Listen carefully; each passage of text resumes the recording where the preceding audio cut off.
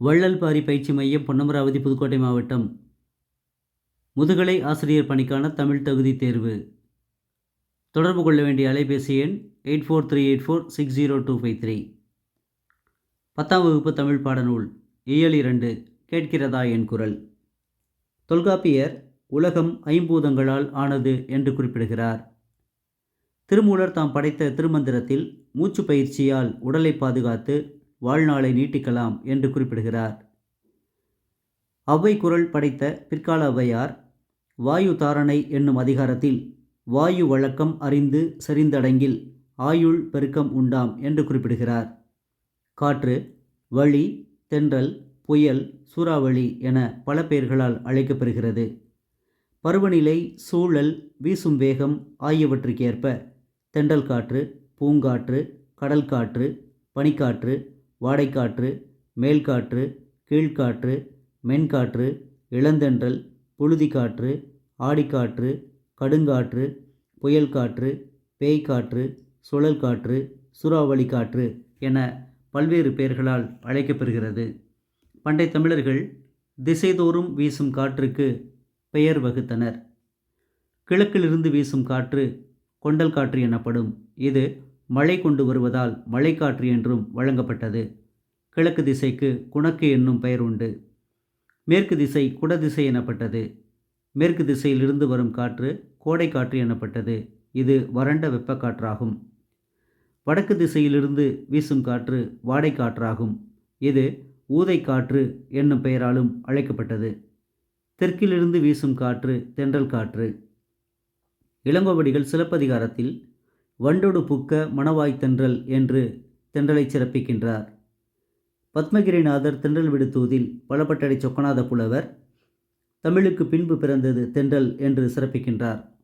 கண்ணதாசன் தென்றலை நதியில் விளையாடி கொடியில் தலை சீவி நடந்த இளந்தென்றலே என்று பாராட்டுகின்றார்.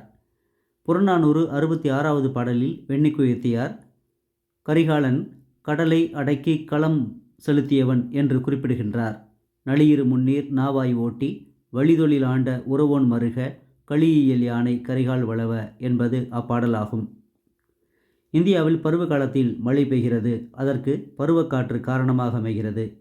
ஜூன் முதல் செப்டம்பர் வரை தென்மேற்கு பருவமழையும், அக்டோபர் முதல் டிசம்பர் வரை வடகிழக்கு பருவமழையும் பெய்கிறது. இந்தியாவின் முதுகெலும்பு விவசாய தொழில். இந்தியாவிற்கு தேவையான மழையில் 70% தென்மேற்கு பருவமழை காலத்தில் கிடைக்கிறது. வழி மிகுந்தால் வழி இல்லை என்று புறநானூறு 51வது பாடலில் ஐயூர் முடவனார் சிறப்பித்துள்ளார். மதுரை இளநாகனார் என்னும் புலவர் புறநானூறு 55ஆம் பாடலில் கடுமையான காற்று மணலை கொண்டு வந்து சேர்ப்பதை குறிப்பிடுகின்றார். உலக காற்றாலை மின் உற்பத்தியில் இந்தியா 5ஆம் இடம் வகிக்கிறது. இந்தியாவில் தமிழ்நாடு காற்றாலை உற்பத்தியில் முதலிடம் வகிக்கிறது. காற்று மாசுபாடு காரணமாக கண் எரிச்சல், தலைவலி, தொண்டைக்கட்டு, காய்ச்சல், நுரையீரல் புற்றுநோய், இளைப்பு நோய் முதலியன ஏற்படுகின்றன. காற்று மாசுபாட்டின் காரணமாக குழந்தைகளின் மூளை வளர்ச்சி குறைவதாக ஐக்கிய நாடுகளின் சிறுவர் நிதியம் யுனிசெஃப் தெரிவித்துள்ளது. மேலடுக்கில் உள்ள ஓசோன் படலத்தின் மூலம் சூரியனிடமிருந்து வெளிவரும் புற ஊதா கதிர்களை தடுக்கும் அரணாக ஓசோன் மண்டலம் விளங்குகிறது.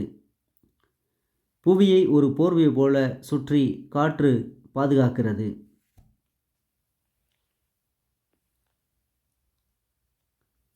கந்தக di oxide, nitrogen di oxide ஆகியவை மழை பெய்யும் போது நீரில் கரைவதால் அமில மழை பெய்கிறது.